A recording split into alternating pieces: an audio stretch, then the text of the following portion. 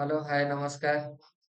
Welcome back to success academy classes by Siddharth sir. तो first video रे हमें orientation विषय जानिथिले। तो ओरिएंटेशन में कौन कौन थिला ना टॉपिक हमर थिला जे हम केमेते हम पॉइंट्स गुडा रिमेंबर करिया पड़िबो। जेमिति अटेंड क्लास गुडा अटेंड करिया पड़िबो। तापर कौन करिया कहथिली नोट मेकिंग करिया पड़िबो। ତା ସହିତ ଡେଲି ହୋମୱାର୍କ କରିବାକୁ ପଡିବ। ତା ସହିତ ଆଉ କିଛି ଆମେ ଆଲୋଚନା କରିଥିଲେ ଯେମିତି କି ଟାଇମ ଟେବୁଲ, ସିନସିୟରିଟି, ଡିସିପ୍ଲିନ ବିଷୟରେ। ତ ତା ସହିତ ବି ଆମେ ଡିସ୍କସନ କରିଥିଲେ ଯେ ସିଲାବସ ମ୍ୟାଥମେଟିକ୍ସ ଦଶମ ଶ୍ରେଣୀର ମ୍ୟାଥମେଟିକ୍ସ ସିଲାବସରେ ଆମେ ଦୁଇଟି ବହି ପାଇପାରିବା। ଯେ ଗୋଟେ ହେଲା ମାଧ୍ୟମିକ ଜ୍ୟାମିତି ଆଉ ଗୋଟେ ହେଲା ମାଧ୍ୟମିକ ବୀଜଗଣିତ। ତ ମାଧ୍ୟମିକ ବୀଜଗଣିତ ଯୋଉ ଟର୍ମ ୱାନ୍ ଏକ୍ସାମ ଅଛି, ତ ମାଧ୍ୟମିକ ବୀଜଗଣିତର ସରଳ ସହ ସମୀକରଣ, ଦ୍ୱିଘାତ ସମୀକରଣ ଏବଂ ସ୍ଥାନକ ଜ୍ୟାମିତି ଅଛି। ତା ସହିତ ମାଧ୍ୟମିକ ଜ୍ୟାମିତିକୁ ମଧ୍ୟ ଆମକୁ କଣ କରିବାକୁ ପଡିବ, କଭର କରିବାକୁ ପଡିବ। ତେଣୁ ଏଇ ମାସକ ଭିତରେ ଆମକୁ କଣ କରିବାକୁ ପଡିବ ନା ମ୍ୟାଥମେଟିକ୍ସ ର ଟୋଟାଲ ସିଲାବସକୁ ଆମକୁ କଭର କରିବାକୁ ପଡିବ, ଯାହାକି ଆମକୁ ଟର୍ମ ୱାନ୍ ଏକ୍ସାମରେ ପଢିପାରିବ। ତ ବେଶୀ କିଛି ଡେରି କରିବିନି, ଆରମ୍ଭ କରିବା ଆଜିର କ୍ଲାसेस। ଚାପ୍ଟର ନମ୍ବର 1 ସରଳ ସହ ସମୀକରଣ ଆଲଜେବ୍ରା ଏବଂ ମାଧ୍ୟମିକ ବୀଜଗଣିତ। ତ ସରଳ ସହ ସମୀକରଣ ଯେ ଆମ ଓଡିଆରେ ଗୋଟେ କଥା ଅଛି, ସେ ଯାହାର ଯେମିତି କାମ ତ ସେ ଅନୁସାରେ ନାମ। ତ ଏଇ ନାମରୁ ଆମେ କଣ ଜାଣିପାରିବା ଯେ ତା କାମ ବିଷୟରେ ଜାଣିପାରିବା। ତ ଆମେ କଣ ଦେଖୁଛେ ନା ସମୀକରଣ। ସମୀକରଣ ମାନେ କଣ ନା ସମାନ।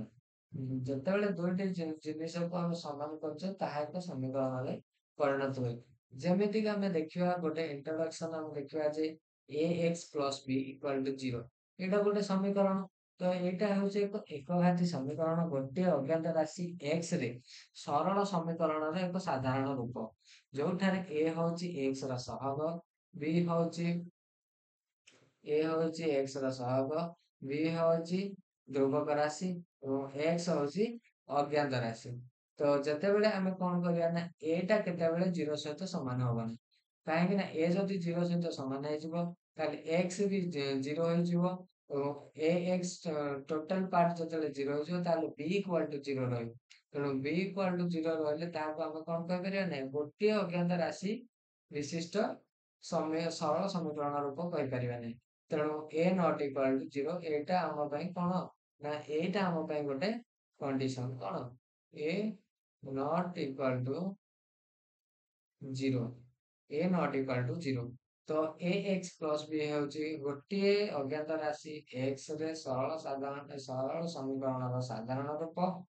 ଏବଂ ଯଦି ଆମେ ତାର ମୂଳ ବାହାର କରିବାକୁ ଚେଷ୍ଟା କରିବା, ମାନେ କାହାର ମୂଳ ବାହାର କରିବା ନା ଅଜ୍ଞାତ ରାଶିର ବାହାର କରିବା। ତ ଅଜ୍ଞାତ ରାଶି କି ଏଠି ନା ଏକ୍ସ। ତ ଏକ୍ସ ପାଇଁ ଆମେ କଣ କରିବା ନା ମୂଳ ବାହାର କରିବା। ଯଦି ଆମେ ଦେଖିବା ଏଠାରେ ପ୍ଲସ ବି ଅଛି, ତ ସମାନ ଚିହ୍ନର ଆର ପଟକୁ ଗଲେ ମାଇନସ ବି ହେଇଯିବ। ଏବଂ ଏକ୍ସ ଯଦି ଏଠି ଅଛି ତାହେଲେ ଏ ଏକ୍ସ ବି ଅଛି। ତ ଏକ୍ସ ପୂର୍ବରୁ କଣ ଅଛି ନା ଏ ଗୁଣି ହେଇକି ଅଛି, ଯଦି ଏପଟେ ଗୁଣି ଅଛି ସେପଟେ ଗଲେ କଣ ହବ ନା ହରି ହେଇଯିବ। ତେଣୁ ଏକ୍ସ ର ମୂଳ କଣ ହେଲା ନା X equal to minus B Bai A. X ର ଏକ୍ସ ପ୍ଲସ ବି ଯୋଉଟା କି ଗୋଟିଏ ଅଜ୍ଞାତ ରାଶି ଏକ୍ସ ରେ ସରଳ ସାଧାରଣ ସମୀକରଣର ସାଧାରଣ ରୂପ, ଯାହାର ଅଜ୍ଞାତ ରାଶି ହଉଛି ଏକ୍ସ ଏବଂ ଏ ହଉଛି ଏକ୍ସ ର ସହଗ, ବି ହଉଛି ଧ୍ରୁବକ ରାଶି। ତେଣୁ ତାହାର କଣ ହବ ନା ଏକ୍ସ ର ଯୋଉ ଅଜ୍ଞାତ ରାଶିର ମୂଳ ହଉଛି ମାଇନସ ବି ବାଇ ଏ। କଣ ମାଇନସ ବି ବାଇ ଏ। ତାପରେ ଆମେ ଦେଖିବା ଯେ ଠିକ ସେମିତି ଏକଘାତୀ ବିଶିଷ୍ଟ ଦୁଇ ଅଜ୍ଞାତ ରାଶି ବିଶିଷ୍ଟ ସମୀକରଣ ଆମେ ଦେଖିବା। ଏଠାରେ ଗୋଟେ ସମୀକରଣ ଅଛି a one x plus b one y plus c one equal to zero. ଯୋଉଠାରେ କଣ ଅଛି ନା ଏ ୱାନ୍ ବି ୱାନ୍ କଣ a one b one c one କଣ ବାସ୍ତବ ସଂଖ୍ୟା। ତା ସହିତ ଏ ୱାନ୍ ହଉଛି ଏକ୍ସ ର ସହଗ, ବି ୱାନ୍ ହଉଛି ୱାଇ ର ସହଗ ଏବଂ ସି ୱାନ୍ ହଉଛି ଧ୍ରୁବକ ଧ୍ରୁବକ ରାଶି। ତେଣୁ ଏ ୱାନ୍ ଯୋଉ ଅଛି ଏକ୍ସ ର ସହଗ, ବି ୱାନ୍ ହଉଛି ୱାଇ ର ସହଗ, ସି ୱାନ୍ ହଉଛି ଧ୍ରୁବକ ରାଶି। ସବୁ ଏ one b one c one କଣ ସମସ୍ତ ହେଉଛନ୍ତି ବାସ୍ତବ ସଂଖ୍ୟା। ଏ ୱାନ୍ ବି ୱାନ୍ ସହଗ ଦ୍ୱୟ ଏକ ସଙ୍ଗେ ସମାନ ନୁହନ୍ତି। ତାପରେ ଆମେ ଦେଖିବା ଯେ ଆଉ ଗୋଟେ ଏକଘାତୀ ବିଶିଷ୍ଟ ଦୁଇ ଅଜ୍ଞାତ ରାଶି ବିଶିଷ୍ଟ ସମୀକରଣ, ଯେମିତି କି a one x plus b one y plus c one equal to zero ଥିଲା। समीकरण 1। ठीक सेमिति a2x plus b2y plus c2 equal to 0 समीकरण 2 जोठारे a2 b2 c2 वास्तव संख्या अटନ୍ତି एवं a2 हेउची x रो सहग एवं b2 हेउची y रो सहग एवं c2 हेउची ध्रुवक राशि। तो आमे कोन करिया ना आमे समीकरण गुडी को आमे जानि देले एवं सहग कोन जानिले ता सहित ध्रुवक राशि कोन जानिले अज्ञात राशि कोन जानिले तो तापर आमे जानिबा जे केमिति आकु समीकरण माध्यम न समाधान करिकि आमे किपरि ताकु ग्राफ ज्यामितिक परिप्रकाश माध्यम समाधान करि परिबा। तो सॉल्यूशन बाय ग्राफ सह समीकरण द्वयर ज्यामितिक परिप्रकाश ज्योमेट्रिकल रिप्रेजेंटेशन मनकर एक घाती सह समीकरण द्वय हेले a1x plus b1y plus c1 equal to 0 एवं a2x plus b2y plus c2 equal to 0 जोटा कि हमें ऊपर assumption नेचे a1x plus b1y plus c1 equal to 0 समीकरण 1 a2x plus b2y plus c2 equal to 0 समीकरण 2 तो एई दुईटी कोन रहला ना हम पाखरे रहला समीकरण द्वय तो आमे कोन करबा ना जदि एगुड़िक कौन होता है ना गोटे समतल रे रहता है तो समीकरण आमे काहाकु रिप्रेजेंट करछे बा काहाकु परिदर्शित करछे ना गोटे लाइन को परिदर्शन करछे बा गोटे रेखाखंड को बा गोटे सरल रेखा को आमे कोन करछे दर्शाउछे। ठीक सेमिति आमे कोन होबा ना समीकरण 1 को नै जे आमे कोन L1 और समीकरण 2 को नै जेबा L2 तो आमे जेतेले जानिछे जे गोटे समतल रे दुईटी लाइन रुहंती बा दुईटी सरल रेखा रुहंती ସେତେବେଳେ ସେମାନଙ୍କ ମଧ୍ୟରେ ତିନୋଟି ପରିସ୍ଥିତି ସୃଷ୍ଟି ହୋଇଥାଏ ବା ତିନି ପ୍ରକାରର ଅବସ୍ଥିତ ହୋଇପାରିବ। ତ ପ୍ରଥମେ କଣ ଆସିବ ନା ପରସ୍ପର ଛେଦି ହେଇଥିବେ କିମ୍ବା ଦ୍ଵିତୀୟରେ କଣ ହେଇଥାଏ ନା ଦିଟା ଯାକ ସରଳ ରେଖା ପରସ୍ପର ସହିତ ଏକ ଅଭିନ୍ନ ହୋଇଥିବେ ଏବଂ ତୃତୀୟରେ କଣ ହେଇଥାଏ ନା ପରସ୍ପର ସହିତ ସମାନ୍ତର ହେଇଥିବେ।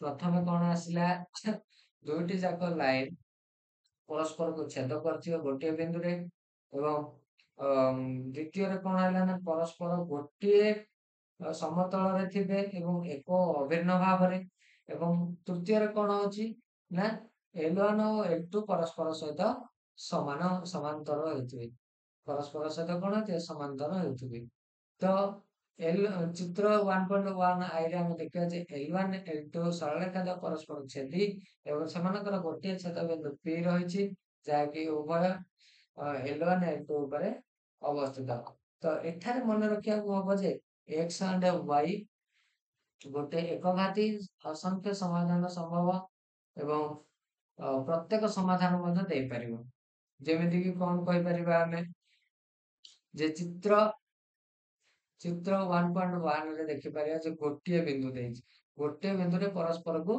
छेद करछन्ती दुईटी जाक लाइन ता अर्थ कोन से बिंदुटा उभय L1 और L2 रे अवस्थित ता अर्थ हैला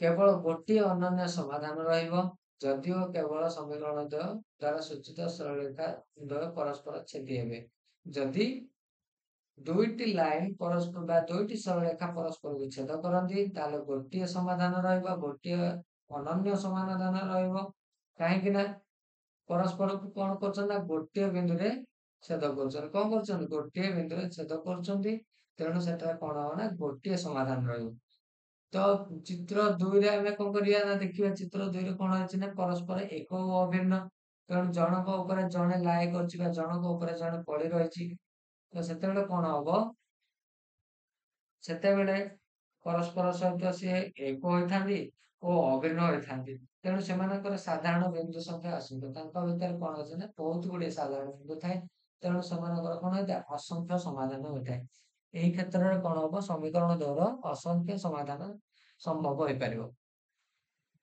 ठीक सेमिति तृतीय चित्र रे कोन होइछि ना L1 L2 परस्पर ठार बहुत दूर रे अछन किंतु समांतर अटंदी तेणु से बहुत दूर रे थिबा हेतु सेमानकर कोनोसी समाधान मिले नै जेमिति कि हमें एई जिंस को हमें रिलेट कर परिया जे परस्पर को छेदी माने गोटे क्रॉस हमें परस्पर को छेद करूचे तो गोटे बिंदु रे ही छेद करिवो ना तो गोटे बिंदु रे कोन जेतेबेले छेद करूची से गोटे ही हमर समाधान से गोटे कोन अनन्य समाधान बा गोटे समाधान जेतेबेले गोटे लाइन आउ जनक आउ गोटे लाइन ऊपर लाई कर पड़ुची सेतेବେଳେ कौन होची ना बहुत गुडे साधारण बिंदु रहुची तेणु सी एथिरे कौन हबो ना असंख्य समाधान बाहरी परिबो एवं जेतेବେଳେ समांतर क्षेत्र रे L1 L2 परस्पर समांतर सेतेବେଳେ कौन हबो ना परस्पर सहित समांतर मात्र बहुत दूर रे थांती तेणु सेମାନଙ୍କ ମଧ୍ୟରେ କୌଣସି समाधान संभव हुए ନାହିଁ तो देखिबा एग्जांपल 1 गोटे नबा जेमिति कि x plus 2y plus x plus 2y minus 3 equal to 0 समीकरण 1 2x minus y minus 1 equal to 0 ହେଲା समीकरण 2 तो आमे कौन करिया ना लेखचित्र अंकन करिया कौन करिया ना लेखचित्र अंकन करिया लेखचित्र अंकन करिया पे हमको कौन दरकार ना पॉइंट दरकार बा बिंदु दरकार तेणु लेखचित्र रे आमे जानिचे जे लेखचित्र रे आमे जानिचे कौन लेखचित्र रे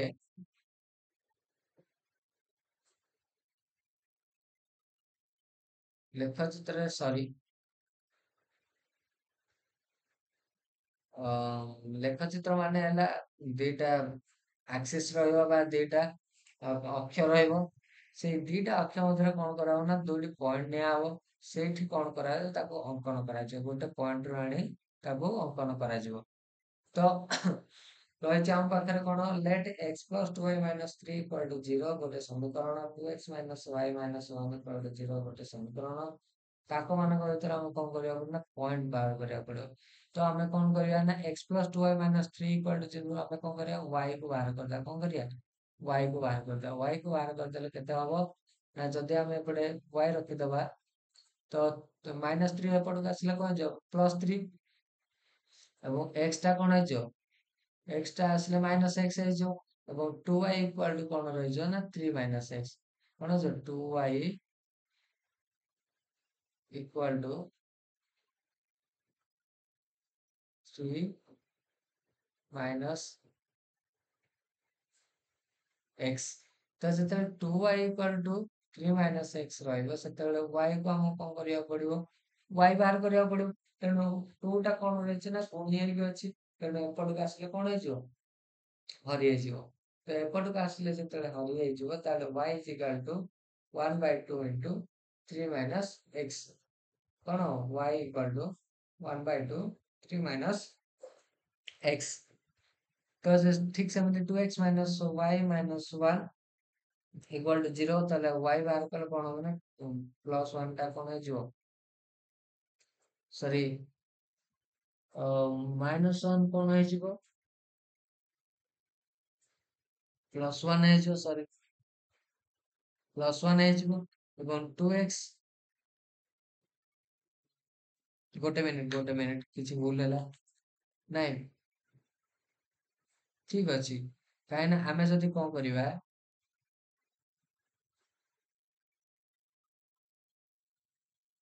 ଆମେ ଯଦି କଣ କରିବା 2x minus y minus 1 equal to 0 ତାହେଲେ ଯଦି y କୁ ପଜିଟିଭ ରଖିବା ତାହେଲେ 2x minus 1 minus y କୁ ଏପଟକୁ ଆଣିଲେ କଣ ହେଇଯିବ y is equal to x minus 1 ତ ଠିକ ଅଛି ଆମେ କଣ କଲେ ନା y ପାଇଗଲେ y ପାଇଗଲେ ତ y ପାଇଗଲା ପରେ ବହୁତ ସମୀକରଣ ବହୁତ ଇକ୍वेସନ ପାଇଁ ଦୁଇଟି ଯାକ ସମୀକରଣ ପାଇଁ ଆମକୁ କଣ କରିବାକୁ ପଡିବ ନା ଟେବୁଲ ବନେଇବାକୁ ପଡିବ ସେଥିରୁ ଆମକୁ କଣ କରିବାକୁ ପଡିବ ନା କିଛି ବିନ୍ଦୁ ବାହାର କରିବାକୁ ପଡିବ ଯେମିତି କି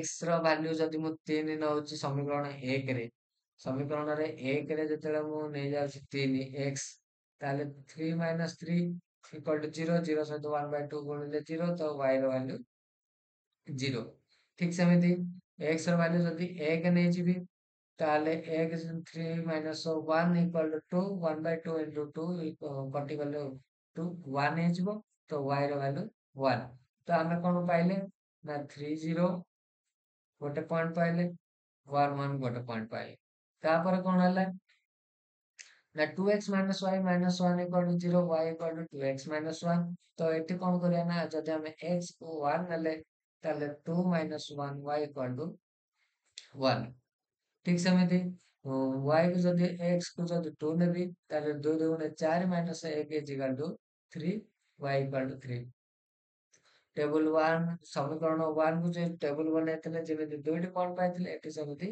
दुईटी पॉइंट पाइले 1 1 2 3 कोन 1 1 2 3 एबे कोन करिया ना सेई जो हमें एक्सिस बनैतले से एक्सिस ऊपर कोन करिया ताको ऐड करिया देखो एटी हे जाईची जदि कौन नेली मु पॉइंट नेली कौन ना 30 30 नेली तो 30 हैला माने कौन x एक्सिस रे 30 0 माने y इक्वल टू 0 तो y किछि 0 माने से कौन x एक्सिस रे रहइबो तेणु x अक्षर रे रहइबो तेणु 3 ए पॉइंट आ होछि 3 0 याको कहया 3 0 तो तापर कौन थिला हम पाखरे ना 1 1 तापर थिला कौन 1 1 तो 1 1 पॉइंट होचे एटे हमें p बोली ना देजे 1 1 तापर कौन अछि 1 1 आ गुटे 1 1 अछि से एका पॉइंट रे रहइबो 2 3 तो 2 3 कौन रे ना x एक्सिस रे 2 एवं y एक्सिस रे 3 तो एई जो रहिला x एक्सिस रे 2 लाइन जीवो y एक्सिस रे 3 लाइन जीवो जो पॉइंट रे इंटरसेक्ट करिवो सेई पॉइंट हैला 2 3 ओके ए पॉइंट को कौन कराला ना जो दुईटी बिंदु को देखाला ताको कौन कराला जोड़ी दियागला कौन कराला जोड़ी दियाला जा फल रे कौन हैला ना L1 L2 भितर जो लाइन तैयारी हैला ସେଥିରେ କଣ ହେଲା ନା ସମତଳ ଦୁଇ ବିନ୍ଦୁ ମଧ୍ୟରେ ଏକ ଅନନ୍ୟ ସରଳରେଖା ଯାଇପାରୁଛି ତେଣୁ ଏକ ସରଳରେଖା ଲେଖଚିତ୍ର ଅତି କମରେ ଦୁଇ ଗୋଟି ବିନ୍ଦୁରେ କ୍ରମିତ ଯୋଡି ନିର୍ଣ୍ଣୟ ଆବଶ୍ୟକ କିନ୍ତୁ ଅନ୍ୟ ଗୋଟେ ବିନ୍ଦୁରେ କ୍ରମିତ ଯୋଡି ନେଇ ସରଳରେଖା ଅନନ୍ୟତା ଦର୍ଶାଇବା ବିଧେୟ ବା ବର୍ଣ୍ଣନା କରିବା ବିଧେୟ ଠିକ ଅଛି ଏହା ତମର ବହିରେ ଅଛି ଦୁଇଟି ପଏଣ୍ଟକୁ ନେଇ ଆମେ କଣ କରିପାରିବା ନା ସରଳରେଖା ଜଏଣ୍ଟ କରିପାରିବା ବା ଯୋଡି ପାରିବା ତାପରେ କଣ କରିପାରିବା ନା ତାର ଅନନ୍ୟ ସମାଧାନ ବାହାର କରିପାରିବା ଠିକ ସେମିତି ଆଉ ଗୋଟେ ଏକ୍ସାମ୍ପଲ ଅଛି ଆମ ପାଖରେ ଏକ୍ସାମ୍ପଲ 2 ଠିକ ସେମିତି x minus 2y minus 7 equal to 0 x plus y plus 2 equal to 0 ଦୁଇଟି ସମୀକରଣ ଅଛି ଆମ ପାଖରେ ଠିକ ସେମିତି y ରୁ ଆମେ କଣ କଲେ y କୁ ପ୍ରଥମ ସମୀକରଣରୁ y କୁ ବାହାର କଲେ 1 by 2 whole into x minus 7 ଆଉ ଇକ୍ୱେସନ 2 ବା ସମୀକରଣ 2 ରୁ y କୁ ବାହାର କଲେ ଯେ y equal to एपटे +2 अछि एपटे गले -2 ହେଇଯିବ एपटे +x अछि एपटे -x ହେଇଯିବ तो y इक्वल टू -2 -x ठीक सेମିତି x वैल्यू जदि -1 नेली ताले -1 7 ହେଇगले -8 ହେଇଯିବ 1 by 2 into -8 ହେଇगले -4 ହେଇଯିବ -1 by -4 ହେଇगला y ये गोटे पॉइंट मिलगला ठीक सेମିତି जदि मैं x को नै जिबि 3 ताले -2 ହେଇଯିବ y ताले इक्वेशन बा समीकरण 2 ପାଇଁ କଣ କଲେ ନା x କୁ ଯଦି ମୁଁ 0 ନେଲି ତାହେଲେ y ହେଲା 2 ଏବଂ ଯଦି x କୁ -2 ନେଲି ତାହେଲେ y ହେଲା 0 ତ ଠିକ ସେମିତି ଏଠି ଯେମିତି ଆମେ ପଏଣ୍ଟ ଦେଇ ଲେଖଚିତ୍ର ଅଙ୍କନ କଲେ ଠିକ ସେମିତି ଲେଖଚିତ୍ର ଏଠି ମଧ୍ୟ ଅଙ୍କନ କରାଯାଇଛି ଏଠି ମଧ୍ୟ କଣ କରାଗଲା ଏଠି ପଏଣ୍ଟ କଣ ଥିଲା -1 -4 तो -1 -4 गोटे पॉइंट नियागला तो -1 -4 ठीक अच्छी किसी कथा नहीं -1 -4 ओके तो एहीपरि भाବରେ कौन रही ना ताकू जोड़ा जाइछि तो जोड़िबार कौन अच्छी पॉइंट तो दुईटी पॉइंट हमको दरकार जेकोसी पॉइंट नेले भी हमको चलिबो जे से एठी नै -1 -3 एवं हाँ एठी नै -1 -4 ए पॉइंट रे -1 और एठू -4 ए पॉइंट रे कोन अछि ना -1 -4 पॉइंट अछि ठीक से 1 -3 पॉइंट अछि ठीक से 3 -2 अछि -2 0 अछि 0 -2 अछि ताहले एठी कोन होला ना से दीटा पॉइंट पाइला कोन पाइला दीटा तीनटा पॉइंट पाइला एठी गोटे पॉइंट ଏଠି ଗୋଟେ ପଏଣ୍ଟ, ଏଠି ଗୋଟେ ପଏଣ୍ଟ, ତାପରେ ସେ କଣ କଲା ନା ପରସ୍ପରକୁ ଯୋଡିଦେଲା। କଣ କଲା? ଯୋଡିଦେଲା। ଯାହା ଫଳରେ କଣ ହେଲା ନା L1 L2 ସରଳରେଖା ଯୋଉ ଛେଦବିନ୍ଦୁ 1 ମାଇନସ 3 ରେ କୋଉଠି 1 ମାଇନସ 3 ରେ କଣ କଲା ନା ପରସ୍ପର ସହିତ ଗୋଟେ ପଏଣ୍ଟ ରେ ସେ ଆସି ପହଞ୍ଚିଲା। ସେଇ ପଏଣ୍ଟ ଟା ହଉଛି କଣ ନା ଆମ ପାଇଁ ଗୋଟେ ଅନନ୍ୟ ସମାଧାନ। ଠିକ ସେମିତି, ଠିକ ସେମିତି ତାପରେ କଣ ଆସିବ ନା କେବଳ ଗୋଟିଏ ସମାଧାନ ପାଇଲା। ତିନୋଟି ଯାକ ବିନ୍ଦୁକୁ ଯୋଡ଼ିଲା ପରେ ଗୋଟିଏ ସମାଧାନ ପାଇଲା। ସେଇଟା ହଉଛି କଣ? ଅନନ୍ୟ ସମାଧାନ। କଣ? ଅନନ୍ୟ ସମାଧାନ। ଓକେ, ବୁଝିହେଲା? ତାପରେ ଦେଖିବା ଆଉ ଗୋଟେ ଉଦାହରଣ, ଯେମିତି କି let x plus y minus 3 equal to 0। ଏଇଟା ଗୋଟେ ସମୀକରଣ 2x minus 2x plus 2y minus 6 equal to 0। ଯଦି ଆମେ ସମୀକରଣ 2 ରୁ ଆମେ କଣ କରିବା, ଦୁଇଟେ ସାଧାରଣ ନେଇଯିବା, ଦୁଇଟେ କମନ ନେଇଯିବା, ତାହେଲେ ଉଭୟ ପାର୍ଶ୍ୱରୁ କଣ କଲେ ନା ଯଦି 2x ରୁ 2 ନେଇଗଲେ x ରହିଗଲା, ଓ 2y ରୁ 2 ନେଇଗଲେ y ରୁ ବଳିଲା, ମାଇନସ 6 ରୁ 2 ନେଇଗଲେ ମାଇନସ 3 ବଳିଲା। ତାହେଲେ x ପ୍ଲସ ଯଦି 2 ହୋଲ ଇንଟୁ x plus y minus 3 equal to 0, ତାହେଲେ ଆମେ ଜାଣିଛେ ଯେ ସମୀକରଣ ସହିତ ଯେଉଁ ସାଧାରଣ କନଷ୍ଟାଣ୍ଟ ଆମେ ନେଇଯିବା, ଯୋଉ ସାଧାରଣ ଧ୍ରୁବକ ରାଶିକୁ ନେଇଛେ, ତାକୁ ମଧ୍ୟ କଣ କରିପାରିବା, ଅ 2 କୁ ଏପଟେ ଗୁଣିଛେ, ଏପଟକୁ ଆଣିଲେ ହରିଦବା। କଣ କରିବା? ହରିଦବା। ତ 0/2, ତ 0/2 ଇକ୍ୱାଲ ଟୁ ଅଲସୋ 0। କଣ ହବ? 0 ହବ। ତ x plus y minus 3 equal to 0। ତାହେଲେ ଦିଟାଙ୍କ କଣ ହେଲା ନା ସମାନ ହେଇଗଲା। କଣ ହେଇଗଲା? ଦିଟାଙ୍କ ସମୀକରଣ ସମାନ ହେଇଗଲା। ଯଦି ତାର ଆମେ ଟେବଲ ଡ୍ର କରିବା, ଟେବଲ ଡ୍ର କଲେ କଣ ହେଇଯିବ? x equal x plus y equal to x plus y minus 3 equal to 0। ଦେନ୍ କଣ କରିବାକୁ ପଡିବ ନା y equal to plus x ଟା ମାଇନସ x ହେଇଯିବ, ଏବଂ ମାଇନସ 3 ଟା କଣ ହେଇଯିବ? ପ୍ଲସ 3 ହେଇଯିବ। କଣ ହେଇଯିବ? କଣ ହେଇଯିବ? ପ୍ଲସ 3 ହେଇଯିବ। ତାହେଲେ ଯଦି ଆମେ କଣ କରିବା, x କୁ ଆମେ ଯଦି 0 ପକେଇବା, ତାହେଲେ x କୁ ଯଦି ଆମେ 0 ପକେଇବା, ତାହେଲେ y ର ଭାଲ୍ୟୁ 3 ଆସିବ, ଏବଂ x ର ଭାଲ୍ୟୁ ଯଦି 3 ପକେଇବା, ତାହେଲେ y ର ଭାଲ୍ୟୁ 0 ଆସିବ। ତାହେଲେ ଏଇ ଦିଟା ପଏଣ୍ଟ କଣ କରିବା, ଆମେ ନେଇ ଲେଖଚିତ୍ର ଅଙ୍କନ କରିବା। କଣ କରିବା? ଲେଖଚିତ୍ର ଅଙ୍କନ କରିବା। ଯେମିତି କି ଏଠି ଲେଖଚିତ୍ର ବନେଇ ଦିଆଯାଇଛି। ଯେମିତି 0 3 ଏ ପଏଣ୍ଟ ଟା ଆମେ କୋଉଠି ପାଇଲେ? y ଆକ୍ସିସ ରେ ପାଇଲେ, ଏବଂ 3 0 ଏଇଟା x ଆକ୍ସିସ ରେ ପାଇଲେ। ଯୋଉ ଦୁଇଟି ଯାକ ବିନ୍ଦୁ କଣ କଲେ? ଆମେ ଯୋଡିଦେଲେ। ତାପରେ କଣ ହେଲା ନା ତା ଭିତର ଅଂଶ କଣ ହେଇଗଲା? ସବୁତକ ଅଂଶ କଣ? ଅସଂଖ୍ୟ ସମାଧାନ। ଆ ଭିତରେ କଣ ରହିଲା? ଅସଂଖ୍ୟ ସମାଧାନ ରହିଲା। କାହିଁକି ନା ପରସ୍ପର ସମାନ ରହିଲେ ବା ସମାନ୍ତର ଗୋଟିଏ ଲାଇନ ଉପରେ ସେ କଣ ହେଲା? ଲାଏ କରିକି ଥିଲା। କଣ ଥିଲା? ବା ପଡି ରହିଥିଲା, ଯେମିତି କି ଏକ ଓ ଅଭିନ୍ନ। ତେଣୁ ଏହାର କଣ ରହିବ? ଅସଂଖ୍ୟ ସମାଧାନ ରହିବ।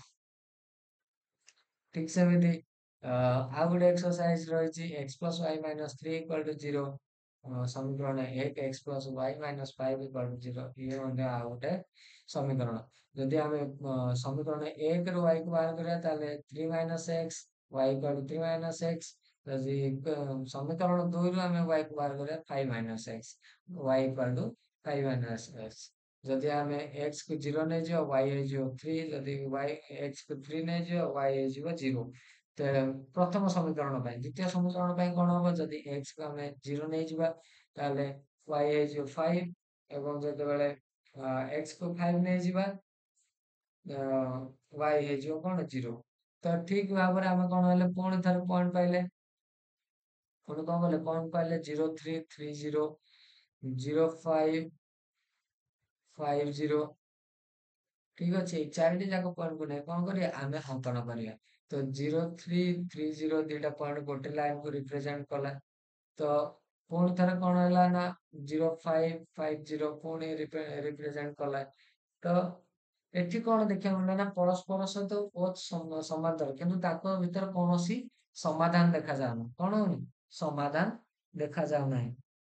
ତ ସେମାନଙ୍କ ମଧ୍ୟରେ ସମାଧାନ ଦେଖାଯାଉନି ମାନେ କଣ? ଏଠି ଅସମ୍ଭବ, ସମାଧାନ ଅସମ୍ଭବ, କୌଣସି ସମାଧାନ ନାହିଁ। कौन कौन समाधान नहीं। तो कंडीशन कौन रही आम एसबू जिन पढ़ले उदाहरण देखिले लेखचित्र केमी ड्र करा शिखिले लेखचित्र आंकिवा शिखिले कौन ना समीकरण गुड़िक समाधान कि सर्त रही कौन रही सर्त रही तेणु सर्त गुड़िक कौन ना उदाहरण 1 रू आम पाइले जे उदाहरण 1 कौन आम पाइले उदाहरण 1 टिके अपेक्षा करिया पुणी थे स्लाइड पछक आसवा उदाहरण 1 एटी कौन है ना x plus y x plus 2y minus 3 आम कौन करते ना एटी देखी a1x plus b1y plus c1 equal to 0 एटे कौन है x सहग हूँ a1 x सहग कौन a1 y सहग b1 c1 है ध्रुवक संख्या ध्रुवक राशि ठीक सेमती एटी कौन है x सहग किए a1 केते a1 केते 1 किछि नाइ माने कौन 1 x सहग किए एटी 1 तो a1 है केते 1 b1 और 2y रू 2y रो सहग 2 c1 है -3 माने ध्रुवक संख्या हो ध्रुवक राशि हो -3 ठीक सेमती द्वितीय द्वितीय समीकरण कौन आसला ना a2 equal to 2 b2 equal to -1 c2 equal to -1 ताहले कौन करिया जदि आमे कौन करिया तार गोटे कंपैरिजन करिया बा a1 बाय a2 करिया ताहले कौन आसुची ना 1 बाय 2 आसुची कौन करिया ना a1 बाय a2 जदि करिया 1 बाय 2 आसुची जदि b1 बाय b2 करिया ताहले 2 बाय -1 आसुची तार तो अर्थ कौन -2 ताहले एथु आमे जानि पारले जे a1 by a2 not equal to b1 by b2 कौन a1 by a2 not equal to b1 by b2 तो उदाहरण 2 रे हमें कौन बा एग्जांपल 1 रे कौन देखले बही बही अनुसार उदाहरण 2 मात्र हमर आजम्पशन अनुसार एग्जांपल 1 बा उदाहरण 1 ठीक सेमती कौन रहला आम पाखे मूल सूत्र रहला कौन a1 by a2 not equal to b1 by b2 उपरोक्त अनुशीलन आम पाइले जे अज्ञात राशि x सहग द्वयर अनुपात और अज्ञात राशि y सहग द्वयर अनुपात असमान हेले समीकरण सहसमीकरण दुईटर अनन्य समाधान संभव ए क्षेत्र में समीकरण संगत अनन्य समाधान विशिष्ट कारण लेखचित्र द्वय परस्पर को एकमात्र बिंदु छेद कर अन्य प्रकार कहले समीकरण संगत और स्वतंत्र बुझीगला तो जिते बेले a1 by a2 not equal to b1 by b2 थिबो x अज्ञात राशि x रो सहग द्वयर अनुपात एवं y अज्ञात राशि y रो सहग द्वयर अनुपात असमान हेले ताले सेठारे कोन हबो ना गोटिए समाधान बा अनन्य समाधान रहइबो जाहाको संगत और स्वतंत्र बोली हुआ जाए ठीक सेमिति उदाहरण 3.a रे देखले जे a1 हैला 1 b1 हैला 1 c1 हैला -3 एवं a2 हैला 2 b2 हैला 2 c2 हैला -6 जोटा हमर कोन थिला ता परस्पर सहित समान थिला कोन थिला परस्पर सहित समान थिला ए क्वेश्चन ता तो ए क्वेश्चन कोन रहथिला ना गोटिए ऊपर गोटिए कोन करछि पड़ी रहिछि बा एको अभिन्न सेतेले कोन जो a1 by a2 हम कोन x अज्ञात राशि x रो सहग रो अनुपात नबा ताले a1 by a2 केते हला 1 by 2 b1 by b2 रो केते हला 1 by 2 और c1 by c2 हला केते हला -3 by -6 माइनस माइनस कटि गला 3 by 6 हो गले 1 by 2 तार अर्थात कोन हला ना a1 by a2 equal to b1 by b2 equal to c1 by c2 एपरी किछि कंडीशन बा एपरी किछि शर्त आसुतले सेतेबेले कोन हबो ना असंख्य समाधान आसीबो कोन हबो असंख्य समाधान आसीबो जाको हम कोन कहया संगत और निर्भरशील कहया कोन कहया संगत और निर्भरशील कहया तापरे हमें देखिले जे उदाहरण ट्रिपल आई रे ठीक सेमिति गोटे आसिला x plus y minus 3 equal to 0 x plus y minus 5 equal to 0 दीटा समीकरण कोन हला ना पॉइंट बाहर करले ठीक सेमिति कोन हला ना परस्पर समांतर हला कोन हला परस्पर समांतर हला तो सेतेबेले कोन करिवा जेतेबेले समांतर हला a1 equal to 1 b1 equal to 1 c1 equal to -3 एवं a2 equal to 1 b1 b2 equal to 1 c2 equal to -5 जेतेबेले तार हम कोन बाहर करले ନା ଅନୁପାତ କାଢିଲେ କାହାର ଅଜ୍ଞାତ ରାଶି x ର ଅନୁପାତର ସହଗର ଅଜ୍ଞାତ ରାଶି x ର ସହଗର ଅନୁପାତ ଏବଂ ଅଜ୍ଞାତ ରାଶି y ର ସହଗର ଅନୁପାତ ସେତେବେଳେ କଣ ହେଲା ନା ପରସ୍ପର ସମାନ ହେଲେ a1/a2 a1/a2 b1/b2 ପରସ୍ପର ସହିତ ସମାନ ହେଲେ କିନ୍ତୁ not equal to c1/c2 ସେତେବେଳେ କଣ ହେଲା ନା a1/a2 equal to b1/b2 not equal to c1/c2 ଏପରି ଯେତେବେଳେ କିଛି ସର୍ତ୍ତ ରହିବ ସେତେବେଳେ କଣ ରହିବ ନା ସେଠାରେ କୌଣସି ସମାଧାନ ହେଇପାରିବନି କଣ ହବନି କୌଣସି ସମାଧାନ ହୋଇପାରିବ ନାହିଁ ଏପରି ସମୀକରଣ ଯୋଗକୁ କଣ କୁହାଯିବ ଅସଙ୍ଗତ ବୋଲି କୁହାଯିବ କଣ କୁହାଯିବ ଅସଙ୍ଗତ କୁହାଯିବ ଏବଂ ପରସ୍ପର ସମାନ କଣ ହେଇଥିବେ ସମାନ୍ତର ହେଇଥିବେ ତ ଏ ସବୁକୁ ଆମେ ମନେ ରଖିବା ପାଇଁ ଗୋଟେ ଟେବୁଲ ବନେଇ ଦେଇଛେ ଇଏ ହଉଛି ବହୁତ ଇମ୍ପୋର୍ଟାଣ୍ଟ ଟେବୁଲ ତ ଇମ୍ପୋର୍ଟାଣ୍ଟ ଟେବୁଲ ଅର୍ଥ କଣ ନା ଯେତେବେଳେ ଆମେ କଣ ନେଲେ a1x plus b1y plus c1 equal to 0 a2x plus b2y plus c2 equal to 0 ଦୁଇଟି ଆମେ କଣ ନେଇଥିଲେ ଏକଘାତୀ ବିଶିଷ୍ଟ ଦୁଇ ଅଜ୍ଞାତ ରାଶି ବିଶିଷ୍ଟ ସମୀକରଣର ସାଧାରଣ ରୂପ ସେତେବେଳେ କଣ ହେଲା a1/a2 b1/b2 c1/c2 ଗୁଡା ହେଲା କଣ ଅନୁପାତ ଗୁଡା କଣ ହେଲା ଅନୁପାତକ ଗୁଡା ଯଦି ଆମେ L1 ନେଇଗଲେ ସମୀକରଣ 1 କୁ L2 କୁ ନେଇଗଲେ ଲାଇନ 2 ବା ସରଳରେଖା 2 ନେଇଗଲେ କଣ ହେଇଗଲା a2x plus b2y plus c2 ସେତେବେଳେ କଣ ହେଲା ନା ଆମେ ଯେତେବେଳେ ଟିକେ ଲକ୍ଷ୍ୟ କର ଟେବୁଲକୁ ସେମାନଙ୍କ ମଧ୍ୟରେ ତୁଳନା କରାଗଲା ତୁଳନା କରିବା ଫଳରେ କଣ ହେଲା ନା ଆମେ ତିନୋଟି କଣ୍ଡିସନ ପାଇଲେ କଣ ପାଇଲେ ତିନୋଟି କଣ୍ଡିସନ ପାଇଲେ ପ୍ରଥମ କଣ୍ଡିସନ ହେଲା କଣ ନା a1/a2 not equal to b1/b2 ମାନେ ଯୋଉ x ର ସହଗର ଅନୁପାତ y ର ସହଗର ଅନୁପାତ ସହିତ ସମାନ ହେଲା ନାହିଁ ଯାହାର ଲେଖଚିତ୍ରର ତଥ୍ୟ ଗୁଡିକ କଣ ହେଲା ନା L1 L2 ରେଖାରେ ପରସ୍ପର ଛେଦି ଅଟନ୍ତି ତେଣୁ ସେମାନେ କଣ ହୋଇଥାନ୍ତି ସର୍ବତଃ ସ୍ୱତନ୍ତ୍ର ହୋଇଥାନ୍ତି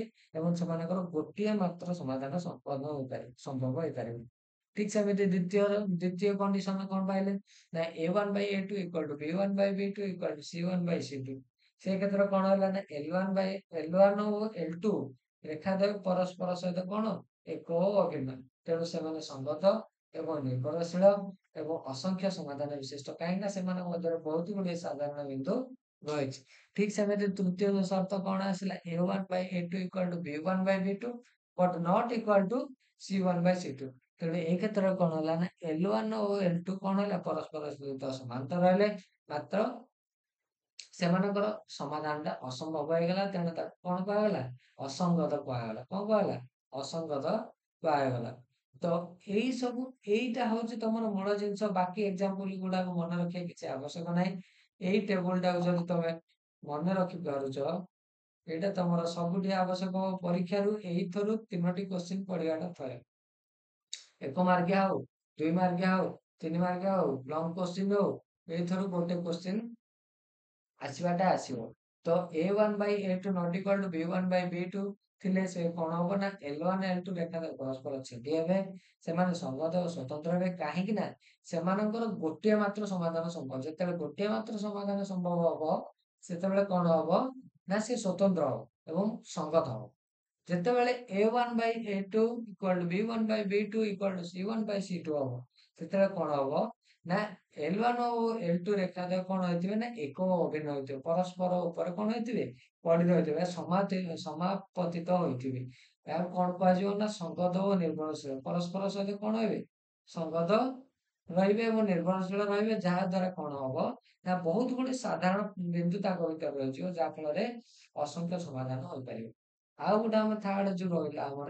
a1/a2 equal b1/b2 not equal to c1/c2 ସେତେବେଳେ କଣ ହବ ନା L1 ଓ L2 ରେଖାଦ୍ୱୟ ପରସ୍ପର ସହିତ ସମାନ୍ତର ହେବେ ଯାହା ଫଳରେ ସେମାନଙ୍କ ମଧ୍ୟରେ କୌଣସି ସାଧାରଣ ବିନ୍ଦୁ ରହିବ ନାହିଁ ଯାହା ଫଳରେ ସେମାନଙ୍କର ସମାଧାନ ଅସମ୍ଭବ ହୋଇ ରହିଯିବ ତେଣୁ ସେମାନଙ୍କୁ କଣ କୁହାଗଲା ଅସଙ୍ଗତ କୁହାଗଲା ତ ଆଜିର ଏଇ ଯୋଉ ପାଠ ପଢିବାର ମୁଖ୍ୟ ଉଦ୍ଦେଶ୍ୟ ଥିଲା ଏଇଟା ଏଇ ଟେବୁଲକୁ ଯଦି ମନେ ରଖୁଛ ତାହେଲେ ତମେ ଆରାମସେ ମାର୍କ ଆକ୍ୱାର କରିପାରିବ ନିଜର ଯେତିକି ଦରକାର ଅଛି ବହିରେ ଯେତିକି ଅନୁଶୀଳନ ଅଛି ତାକୁ କରିପାରିବ ଠିକ ସେମିତି ଆସ ଆମେ କିଛି କରିବା କିଛି ଆମେ ଉଦାହରଣ କରି ଦେଖିବା କେମିତି ହଉଛି ତ k ର ପ୍ରଥମ କ୍ୱେଶ୍ଚିନ୍ ଦେଖ k ର କେଉଁ ମୂଲ୍ୟ ପାଇଁ 4x plus ky plus 8 equal to 0 2x plus 2y plus 2 equal to zero ସମୀକରଣ ଦୁଇଟିର ଅନନ୍ୟ ସମାଧାନ ସମ୍ଭବ। କଣ ଦେଲା ନା କେ ର ଭ୍ୟାଲୁ ପଚାରିଛି। କଣ କରିବା ଆମେ ଏଠି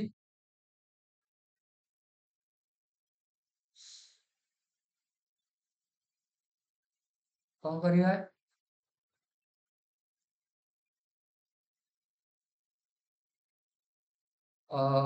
ଦେଖିବା କଣ ଦେଇଛି। ପ୍ରଥମ କ୍ୱେଶ୍ଚିନ୍ ଦେଇଛି 4x ପ୍ଲସ୍ ky ପ୍ଲସ୍ 8। ତାହେଲେ 4x plus ky 4x plus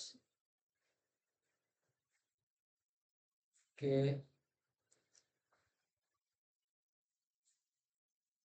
କିଛି ପ୍ରୋବ୍ଲେମ ରହୁଛି ତ ହେଇପାରୁନି। ଦେଖ ଏଇଠି ବୁଝେଇ ଦଉଛି 4x ପ୍ଲସ୍ ky ପ୍ଲସ୍ 8। ତ 4x plus ky plus 8 equal to 0। ଏଇଟା ସମୀକରଣ 1। କଣ ସମୀକରଣ 1। ତ ସମୀକରଣ 1 ରେ କଣ ଅଛି